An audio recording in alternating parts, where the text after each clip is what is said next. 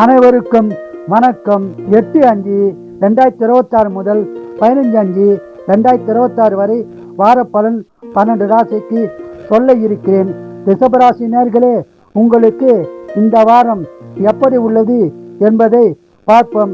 ரிஷபராசிக்கு இந்த வாரம் அருமையாக உள்ளது.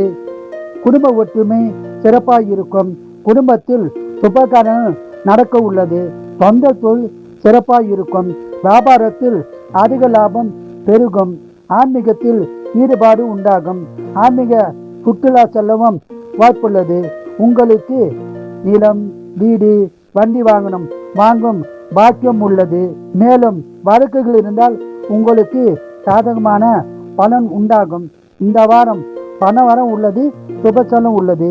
இந்த வாரம் முழுவதும் அதிக பலனை பெற குலதெய்வம், இஷ்ட தெய்வ வழிபாடு செய்து சிறப்பான பலனை பெறுங்கள். வாழ்க வளமுடன், நீங்கள் நலமுடன்.